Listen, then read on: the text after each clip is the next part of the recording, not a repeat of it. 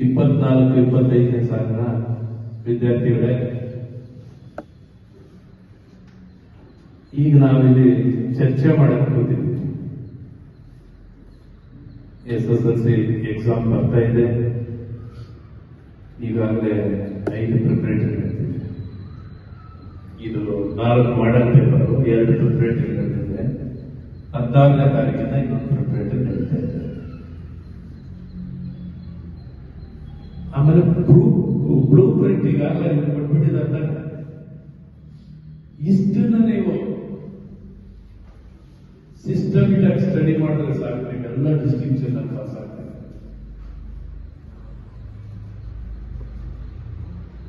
ಯಾವುದೇ ಕಾರಣಕ್ಕೂ ವಿಚಲಿತರಾಗಬೇಡಿ. S I can do ಅನ್ನೋದು ಬರ್ತೀನಿ. ನೀವೆಲ್ಲ ಒಳ್ಳೆ ಸ್ಟೂಡೆಂಟ್ ಹೇಳಿದ್ರಿ, ನಮಗೆ 100ಕ್ಕೆ 100 ಭಾಗ ನೀವೆಲ್ಲ ಪಾಸ್ ಆಗ್ತೀರ. ಈಗ 100 ಲೀಟರ್ ಹಾಲಿರ್ತದೆ, 1 ಡ್ರಾಪ್ ಸಾಕು, ಇಡೀ ಹಾಲೇ ಹಾಳಾಗ್ತದೆ. ಹಂಗೆ ಈಗ ನೀವು ತುಂಬಾ ಹುಷಾರಾಗಿ ದುರುಸ್ತರ ಸಂಘ ಮಾಡಬಾರ್ದು. ಈಗೆಲ್ಲ ನೀವು 100% ಒಂದೇ ಮೈಂಡ್ ಬಂದ್ಬಿಟ್ಟಿದ್ದೀರ. ಯಾವನೋ ಒಬ್ಬ ಹೇಳ್ದಂತ ಅವ್ರ ಮಾತುಗಳು ಬೆಲೆ ಕೊಟ್ಟು ನಿಮ್ಮ ಜೀವನನ ಹಾಳು ಮಾಡ್ಕೊಳಕ್ ಹೋಗ್ಬೇಡಿ. LKG ಇಂದ SSLC 12 ವರ್ಷ ನಗ್ನಗ್ತಾ ಆಚೆ ನಿಮ್ ತಂದೆ ತಾಯಿ ಏನಾದ್ರು ಒಬ್ಬ ಫೇಲ್ ಆಗ್ತದೆ, ನೀವೆಲ್ಲ ಪಾಸ್ ಆಗಿ ಪಾಪ ನಿಮ್ ತಂದೆ ತಾಯಿಗಳು ನಿಮ್ಮ ಬಂಧು ಬಳಗದವ್ರಿಗೆ ಆನ್ಸರ್ ಮಾಡಕ್ಕಾಗುತ್ತೆ. ಏನ್ ನಿನ್ ಮಗ ಫೇಲ್ ಆಗ್ಬಿಟ್ಟ, ಇಮ್ಯಾಜಿನ್ ಮಾಡ್ಕೊಂಡ್ರೆ ಎಷ್ಟು ತಂದೆ ತಾಯಿ ಸಫರ್ ಪಡ್ತಾರೆ ಅಂತ.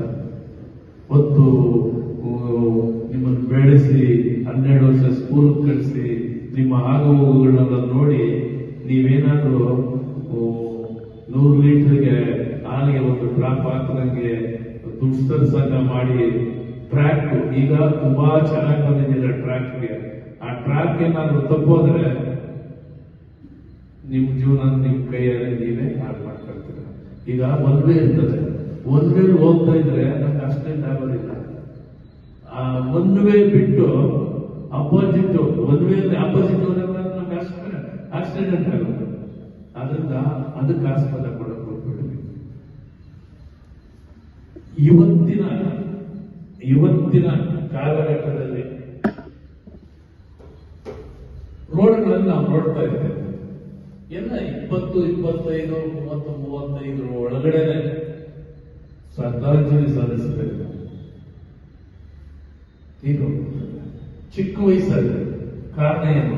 ಸರಿಯಾದ ಸಂಸ್ಕೃತಿ ಇಲ್ಲ, ಸಂಸ್ಕಾರ ಇಲ್ಲ, ತಂದೆ ತಾಯಿ ಮಾತುಗಳ ಬೆಲೆ ಇಲ್ಲ, ಗುರುಗಳ ಮಾತುಗಳ ಬೆಲೆ ಇಲ್ಲ, ದುಸ್ತರ ಸಂಘ. ಈಗ ನನ್ನಲ್ಲಿ ಸೇರ್ಕೊಂಡಾಗ ಇನ್ನೊಬ್ಬರು ನಿನ್ ಜೊತೆ ಸೇರ್ಕೊಳ್ಳೋದು ಅಲ್ವಾ? ಈಗ ನಾನಿದ್ದೀನಿ, ನನ್ನಲ್ಲಿ ನಾನು ಸೇರ್ಕೋಬೇಕು. ಫಸ್ಟ್ ನನ್ನಲ್ಲಿ ನಾನು ಸೇರ್ಕೊಂಡಾಗ ಇನ್ನೊಬ್ಬರು ನಿನ್ ಜೊತೆ ಸೇರ್ಕೊಳ್ತಾರೆ. ಅಂದ್ರೆ ಸಜ್ಜನರ ಸಂಘ ಮಾಡ್ತಾರೆ.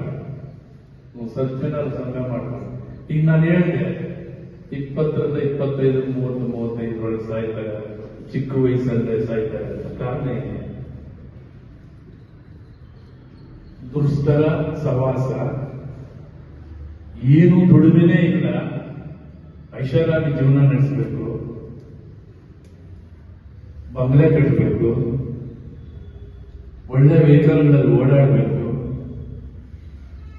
ಎಲ್ಲಿ ಬರ್ತದೆ ಹೇಳ್ರಿ? ಅದು ಕನಸು ಕಾಣಲ್ಲ.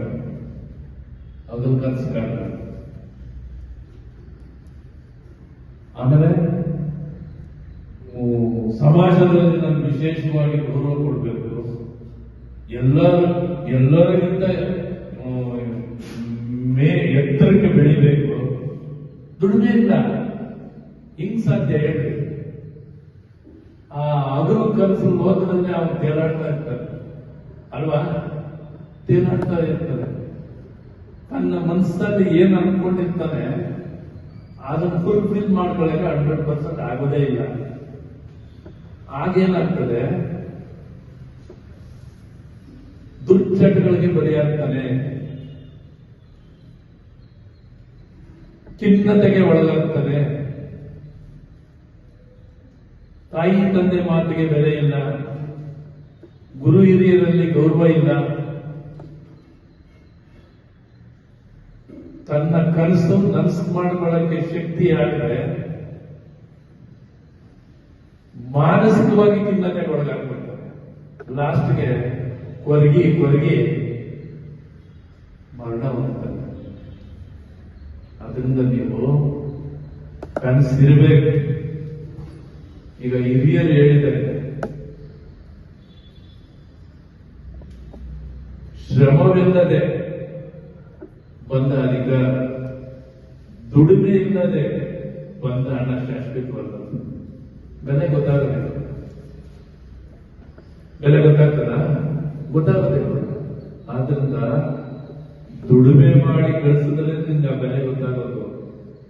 ಶ್ರಮ ಪಟ್ಟು ಅಧಿಕಾರ ಅಂದ್ರೆ ನೀವು ಒಳ್ಳೆ ಎಜುಕೇಶನ್ ಮಾಡ್ಬೋದು, ಒಳ್ಳೆ ಆಫೀಸರ್ಸ್ ಆಗ್ಬೋದು, ಆ ಅಧಿಕಾರ ಶಾಶ್ವತ ಇರ್ತದೆ.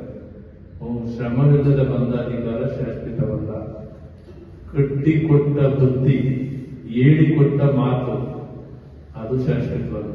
ನೋಡ್ರಿ, ಹಿರಿಯರು ಏನೆಲ್ಲ ಹೇಳ್ಬಿಟ್ಬಿಟ್ಟಾರೆ. 12ನೇ ಶತಮಾನದಲ್ಲಿ ನಮ್ಮ ಬಸವಣ್ಣವರು ಹೇಳಿದ್ರು, ಕಾಯಕವೇ ಕೈಲಾಸ. ನೀನು ಮಾಡೋ ಕಾಯಕವೇ ಕೈಲಾಸ.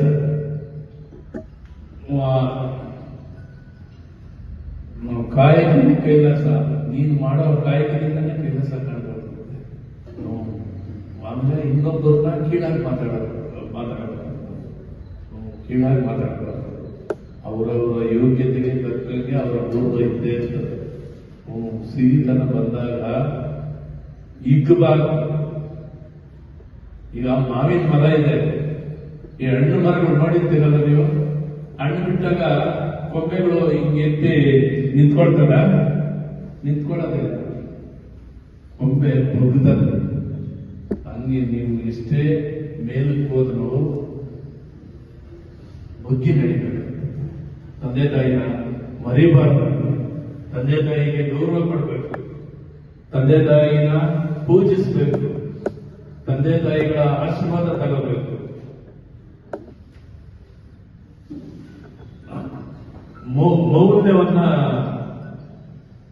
ಮೌಲ್ಯವನ್ನ ಉಳಿಸ್ಕೊಳ್ಬೇಕು. ವಿದ್ಯಾರ್ಥಿಯ ಮೌಲ್ಯಗಳನ್ನ ಉಳಿಸ್ಕೊಂಡು ಹೋದಾಗ